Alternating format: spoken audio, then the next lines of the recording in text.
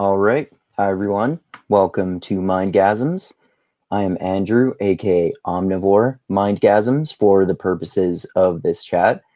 And I am just going to do a fun video, kind of speculating half seriously about whether Jordan Peterson, the internet famous clinical psychologist, it seems so emotional and is crying all the time on his YouTube videos and swearing on Twitter about stuff that upsets him because he needs more carbs, because he has low testosterone. Because I thought about this since I was watching a video with Paul Saladino, who's a carnivore diet advocate who added honey and fruit back into his diet after he realized that he had extremely low testosterone levels.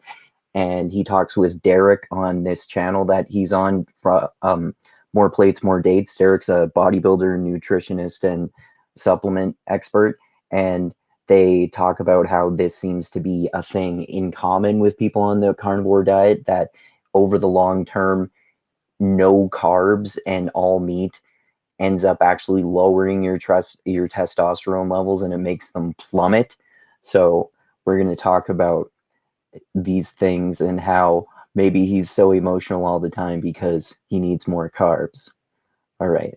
So first, I'm going to share this video with Jordan Peterson talking with Andy No about Antifa, and he says that they're literally revenge against God for the crime of being.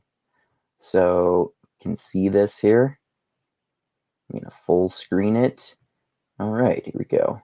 Out of curiosity, you watched it right up close. So what are those people celebrating? Like, what is it in them that's responding to that? Well, you said with glee, you know, that's a very specific word. So what is it that they're celebrating, as far as you can tell? They think that a fascist or a racist got the violence against him that he deserved. Yeah, but I don't believe that. You know, I don't believe that's what they're celebrating, because I don't think they're that good. I think they're celebrating watching some poor son of a bitch get hurt, and that satisfies something unbelievably dark in their souls, like the desire to burn down buildings. Okay, so already he's getting kind of fucking hyperbolic about how, you know, Antifa people want to get violent and there's something dark in their souls that turns them on about harming people and they want to burn things. Yes, a lot of them get really fucking violent and seem crazy, but that's like, you're gonna see he's gonna go way farther with this. This is where he starts to go, and then he jumps the shark even farther than you expect him to. Desire to melt cars, the desire for the whole goddamn thing to go up in flames because they're resentful the whole and bitter. goddamn thing. Because we can't take these things at face value, right? It's like, no, you don't understand. You're smiling and laughing while someone just got his teeth kicked in. No trial, no jury, no defense. He's on the ground. He's mobbed by overwhelming force. And you're celebrating that. And you're telling me that's because of your virtues? It's like, I don't think so. And this is the danger we're facing. Like, who articulates it that way? They're smiling and laughing about hurting someone because of their virtues. I mean, you could analyze it that way, but I doubt that they actually see it that way. Right, with this in all these activist groups. I've had people like that at my come and protest against me. I can kind of spot them because I have some clinical training. I can tell the guys. Oh yeah, so Jordan Peterson has some clinical training. This means that he can determine what someone's personality is like based on sight. He just looks at them and he knows what type of person they are because he's got magical psychological powers. It's almost always men. And they're almost always there to prey on unsuspecting women by being their ideological affiliates. And those damn guys. So again, he's getting into this paranoia about how Antifa guys are only there to get laid because being woke is cool and it makes women attracted to you. I'm sure there are some guys who do it for that reason, but a lot of them are probably just genuinely believing in the cause, and they're just like fucking crazy by our standards into violence and shit like this if you're talking about the most extreme Antifa members. Guys, man, the worse it goes, the happier they are. They want it to I be wanted to worse. ask you about based on your knowledge, your background, Here your it comes. clinical experience. What is the psychology of this mob violence? When I see it, it Let's psychologically diagnose an entire movement of people, Jordan Peterson. like I don't even recognize some of these. They seem animalistic, is what I mean. No, At they're the end of worse than August, animals. Animalistic. And he calls them animalistic, and then Jordan Peterson says they're worse than animals. They're worse than Is where animals it because cries. animals, they just kill to eat, you know. Human beings, they have a twist in them that makes them far worse than animals when they really get going. Well, I think you really want to know what I think? I think it's revenge against God for the crime of being. That's really what. You see that pause of awkward silence there? I didn't notice that the first time I watched this. He's like, it's revenge. The postmodern neo-Marxist. That's how I get my Jordan Peterson voice. It's revenge against God for the crime of being. And Andy No recovers very quickly, but he goes, what? What I think. It's Cain and Cain and Abel. It's like, Cain oh, from Cain and Abel. Abel's your guy, eh? God, how about if I take him out in the field and beat him to death? How do you feel about that? He sounds kind of as vicious as the people as he's describing in a genuine way, not as just as an impression of them. All my sacrifices went unrewarded. Yeah, it's like, yeah, that's what it is at the bottom of the hell of things. This is where he breaks up. But yeah, I'm not just making fun of him for crying though. I want to state that it's not like I'm definitely not one of those guys who thinks you're a pussy if you cry. It's totally okay for men to cry, but he does this like all the time and about political issues and shit like that. That it's just kind of crazy. Even a lot of his fans apparently on Twitter are kind of noticing that he's having mental breakdowns or something like that. And so, you know, these people, they can light the whole world on fire. And that's partly what you're. So I didn't get your answer to one question, sorry, about the potential warping of your viewpoint because you're so much in the action. Like, how do you know what I mean? If you're in that all the time, that becomes your world. I'll just stop that one there. You get the point. That's basically what I wanted to get to with that specific clip. So I'm going to get to how this relates to that whole thing about the carnivore diet, which, as I said, is part of this video with the guy Derek, who's a bodybuilder, and he has a company where he helps coach people about how to work out and the right supplements to take, and even what what testosterone, what levels of testosterone or growth hormone or something like that to use if they're doing that sort of stuff too. And he talks about nutrition a lot as well. So yeah, we'll get into this here because they talk about how the carnivore diet, people on carnivore and the ketogenic diets, their testosterone levels tend to plummet, especially if they do those diets consistently over the long term.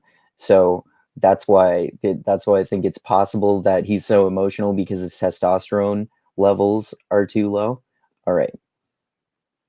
Yeah, so this is actually like I followed your content from way back when you first started, and for me, like I'm sort of like the steroid hormone guy on the internet, and the only thing I noticed that I was like critical of, and I had made I think a video a few years ago about it, is you would constantly show your blood work, and I would consistently see this like female level SHBG. And I was like, I would see you try and like rationalize it. That's a specific type of measure of testosterone levels At the time. And then I would see other carnivore guys who were inspired by what you were doing, try and justify their like nuked free testosterone levels and be like, oh, it's just like, I have higher sensitivity to it. It's just like the androgen receptors don't need that much. And I'm just like, There's got to be like, My androgen receptors are so powerful from the carnivore diet that I don't need as much testosterone. That's why it's lower, but it's more effective because I don't need as much because my testosterone is so much more powerful than everyone else's testosterone, man. something fucking off here. And then eventually you started incorporating honey and fruits, and now everything's kind of like normalized and optimized, presumably. So like for you, like I don't know if your book also had like the principles of no carbs in it, but was that like a really hard thing to walk back from because you were pretty gung-ho on it for a while? And like I commend you for being not like the zealots who are like, nope, fuck it, keto only, like this is what you got to do. Like you walked that back and said you. Yeah, good for him, man. Like if you learn that you're wrong about something, it's good for you to change what you're saying about it instead of just being a grifter or some shit. Not that those other carnivore guys are grifters necessarily. I'm sure a lot of them genuinely believe a lot of what they're saying, but there are definitely some people who do that regardless of what diet or anything else that you're talking about, right? Like I'm sure they're vegan grifters or keto grifters or anything like that too. You were wrong and this is what you think now, and I thought that was great. So I was just wondering like what that process was like. I took some heat, man. I took some heat, and probably rightly so. I mean, but this is what it's about for me. Like this is the way it should be. Like we're learning. I'm not going to get everything right. I've always said that. Like who says I'm going to get everything right? Maybe I got something right. Maybe I didn't get anything right, but it's just interesting to think about it and ask the questions. And the problem with the carnivore code. So my book, the first book I wrote was called The Carnivore Code, is books are not a living document. They're such an anachronism, I think. Like you create this book and then it's out there in print and people are like, oh, I read your book. And I'm like, that's great. Chapter 6, 7, and 8 have revisions in my mind that you may not know about. Because I definitely evolved, changed my mind a lot about fructose, which is a fascinating rabbit hole to go down. And I think something that is still very relevant today because there's a lot of people who conflate studies looking at fructose in isolation and fructose in whole foods, which is... Yeah, that's why a lot of some carnivore diet people eat meat and fruit like Paul Saladino does, but a lot of carnivore diet people stick strictly to meat alone because that's one of the reasons they use to justify that. They claim that fructose is bad for you in general. Whereas, like he said, in reality, they look at fructose in isolation as opposed to it actually being attached to the fiber in fruit, which makes it easier to digest and deletes the like what people would call the inflammatory or toxic effects of those, even though those terms are kind of stupid in general. It's crazy to think about and really interesting sort of nutritional reductionism and the dangers of that. Mm-hmm. But yeah, I changed my view on zero carb. I changed my view on carbohydrates in general. And the labs show it. Like I think my last SHBG was close to 50. The total went up, the free went up. And yeah, I was trying to understand this in the process because you're sort of like an astronaut. You're like a pirate, man.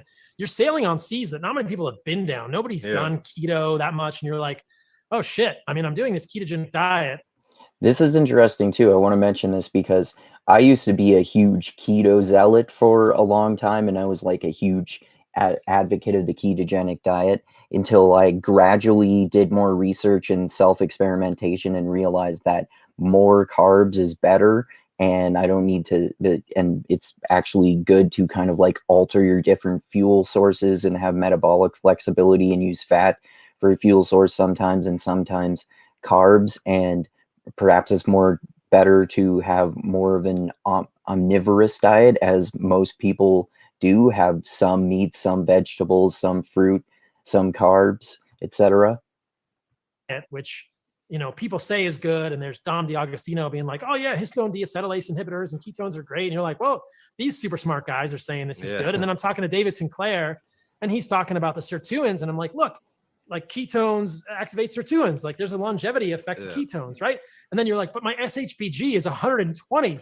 Like what what the fuck? Like, why is this happening? I'm like, yeah, see, I didn't know that before I myself got off the strict ketogenic diet that I was on. I didn't know that there are associations with lower testosterone. I didn't notice. I haven't measured my testosterone before and after I stopped the ketogenic diet, but that would be interesting. That would be interesting to know if that happened to me, because I was on the ketogenic diet for such a long period of time. But I definitely was not on no carbs, so that might have a huge effect. Like, well, I can still get an erection, thank God, but like, Yeah. like, well, I don't know, maybe it's, and then, you know, just again, I'm not going to throw Sean under the bus, but you look at Sean's labs and he's only shown them once, and his total was like Sean Baker, he's probably one of the most famous, if not the famous, carnivore diet advocate guy, I would say. like in the 200s for his testosterone, so it's very low. And he was like, oh, androgen receptor density, and I'm like, well, Yeah, so you use the same excuse that Paul Saladino mentioned before. Yeah, I have super low, basically female levels of testosterone, but I just have bigger androgen receptors because my testosterone is just so much more powerful as those pussies who are not on the carnivore diet, man. he's a pretty big, strong looking guy who Yeah. looks pretty good for mid 50s, to tell you the truth. So I don't know of a way to really quantify androgen receptor density, but I'll tell you that I feel better overall with carbohydrates in my diet. So that was interesting. And what I learned was, this is, you know, you learn this the hard way, but it's really good. Like, you go to the nutritional literature, you can find stuff to support both sides on almost everything. You can find stuff to support keto, you can find stuff to support carbohydrates. And so it's nuanced, and it's kind of fun to think, like, how do we navigate this? Like, is it good for people to eat carbohydrates? Is it bad for people to eat carbohydrates? I had massively improved sleep, body. I would say the composition improved. I felt like my muscles were fuller, less muscle cramping, less heart palpitations when I incorporated carbohydrates back. But yeah, that was difficult. So the detractors then are like, this guy wrote this book about zero carb. And if you read the book carefully, it's totally dogmatic about zero carb. And now he's adding honey and fruit. I think somebody was like, I hope you guys got your money back. And I was like, well, you know, like, I still think it's a valuable book. I think in general. Yeah. So I like that. I mean, obviously, I think the carnivore diet in general is really fucking stupid, but because you can see tons and tons and tons of replicated, peer-reviewed, double-blind, placebo-controlled scientific studies and meta-analyses, which are the most important type of studies to look at, showing all sorts of benefits of fiber from vegetables and all sorts of benefits from all the different micronutrients in fruit, and carbs from fruit and vegetables especially are like pretty much not bad for you. Like, there's no one diet that's going to work for all people, but for fruits, vegetables, and meat are probably all good for most people. But in terms of Jordan Peterson, I think it's interesting because I forgot they didn't mention in this clip specifically, but in another clip, they're talking about Jordan Peterson specifically, and they talk about how he and Michaela Peterson, they follow. I think they mentioned in this video that they were following a steak only diet, but I heard Jordan Peterson recently talking on another podcast about how they've switched to basically strictly lamb only diet. So one thing difference between that and what Paul Saladino does is he eats all of the organs and almost all of the parts of the animals, and organ meat in particular is chock full of vitamins and micronutrients. So that's what some carnivore people do to get the micronutrients that they don't get from not eating vegetables, because you get those really easily from vegetables and fruits. So, but I don't think you can totally make up for it that way, but they're not even doing that. So basically, Jordan and Michaela Peterson are essentially bound to have micronutrient deficiencies. Yes, this person commented and said organ meats for minerals and vitamins. Yeah, exactly. And so, but it would be more manageable long term for both of them if they also had some organ meat so they could get some of those vitamins and minerals, but they're not doing that, so they're almost certainly going to have micronutrient deficiencies. And also, like, there's a problem with not eating vegetables too, because there are all sorts of replicated studies that show that fiber literally decreases your chances of getting all sorts of different types of cancers, and colon cancer in particular. I know carnivore diet advocates get mad when you mention that, and they think that's bullshit. But I mean, it seems like I'm not an absolute expert on all this shit. I mean, I've just been experimenting on myself and studying nutrition for over a decade. And I mean, it seems like the few things that almost all doctors and nutritionists will agree on are that some amounts of meat, fruits, vegetables, and carbs are good for most people. I think that's the only generalization that anyone can make about nutrition, because no diet is good for everyone.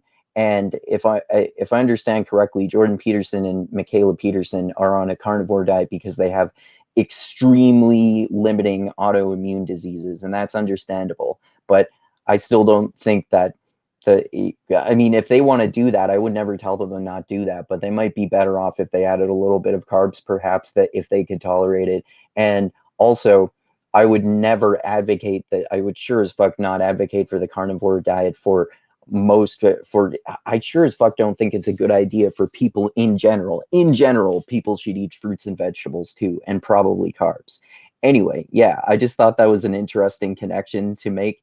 Maybe the carnivore diet for such a long time has been lowering Jordan Peterson's testosterone levels too much, which has contributed to him crying and getting angry and freaking out about shit so much. Although in Dr. Robert Sapolsky's book Behave, he talks about how people can have a different way in which their gene manifests for how testosterone affects them psychologically. So some people, and men in particular, can actually get less aggressive if they have higher testosterone, contrary to the popular belief of people with higher jacked up testosterone being more angry and emotional. But most people still do have it that stereotypical way. So I wonder that, well, no, I mean, emotional in the having more stereotypical feminine emotions, like tearing up and having mental breakdowns and seeming unhinged, like Jordan Peterson is seeming to behave sometimes a lot lately. That's associated with lower testosterone levels. But again, I'm not saying that this is definitely what is happening. I just think it's a funny speculation and thought.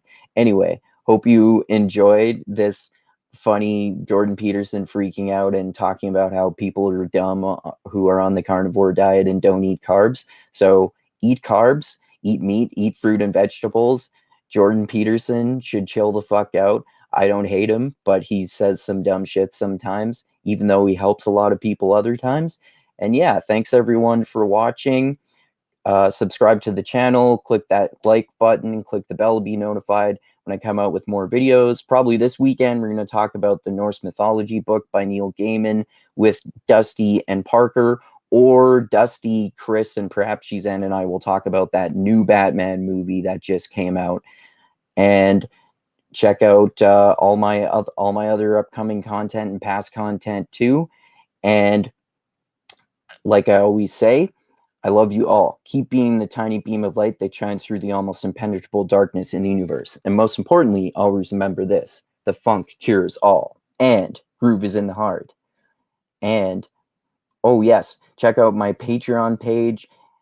Whether you want to give me like $1 a month, 5, 10, 100, 1,000, any amount is greatly appreciated. The link is in the description of the video as always.